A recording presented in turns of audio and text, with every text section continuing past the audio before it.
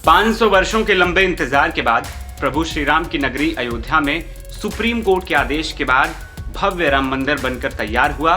लाखों श्रद्धालु आज वहां पर दर्शन कर रहे हैं। अब मथुरा, काशी और लक्ष्मण टीला का मुद्दा भी कोर्ट पहुंच चुका है।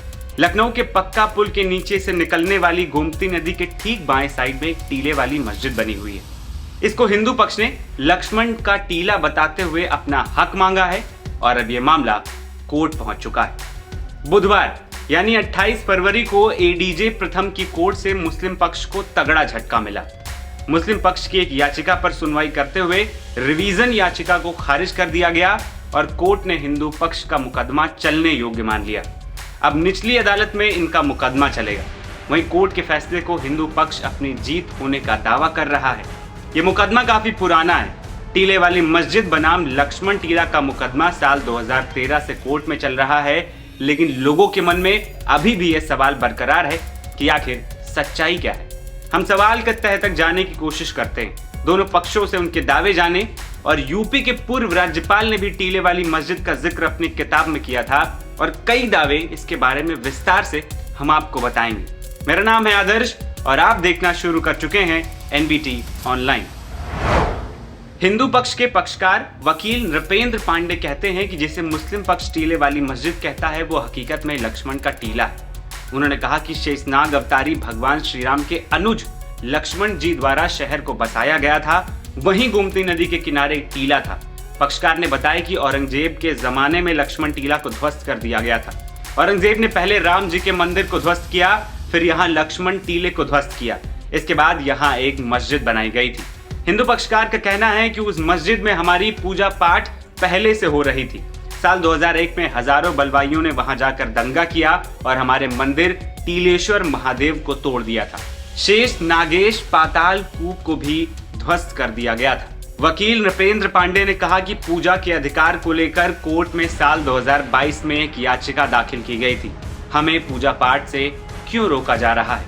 उन्होंने कहा कि जब हम लोग वहां पूजा पाठ करने गए थे तब मुस्लिम पक्ष के द्वारा अभद्रता की गई थी।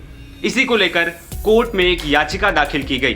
7/11 में मुस्लिम पक्ष अपर अदालत में गया। उस पर मुस्लिम पक्ष के द्वारा कहा गया कि यह मुकदमा चलने योग्य नहीं है क्योंकि इसमें कारण स्पष्ट नहीं है।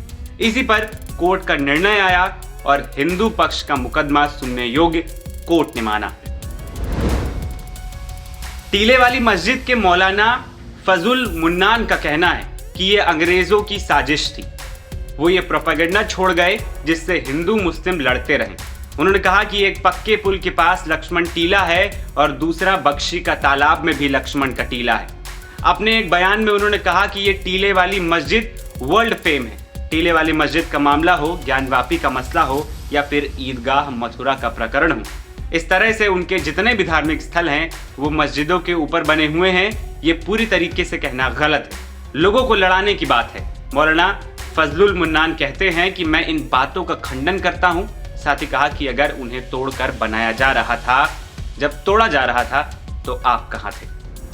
टीले वाली मस्जिद का प्रकरण 2013 से कोर्ट में चल रहा है। वकील हरिशंकर जैन ने साल 2013 में मस्जिद पर लखनऊ कोर्ट में पहली याचिका दाखिल की थी।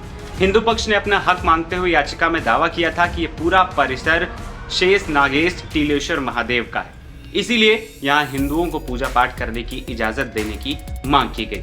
साथ ही याचिका में मस्जिद को हटाकर हिंदुओं को सौंपने की मांग की गई थी। इसके बाद साल 2018 में मस्जिद परिसर में प्रभु श्री राम के भाई लक्ष्मण जी की मूर्ति लगाने को लेकर विवाद शुरू हुआ।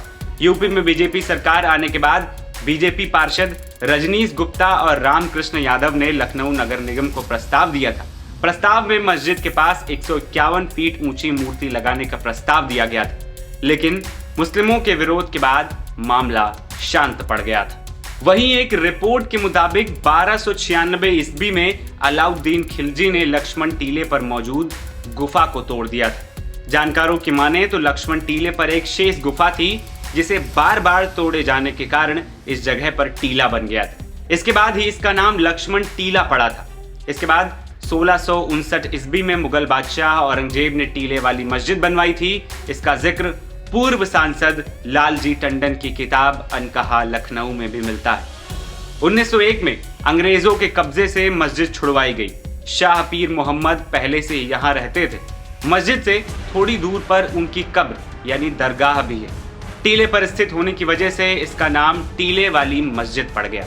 टीले वाली मस्जिद में 3 गुंबद, एक ऊंची मीनार है जो कि दूर से ही दिखाई देती। मस्जिद उठे हुए चबूतरे पर ईंट और पत्थर से बनी है। वहीं मस्जिद परिसर में लगे इमली के पेड़ पर करीब 40 क्रांतिकारियों को फांसी दी गई थी।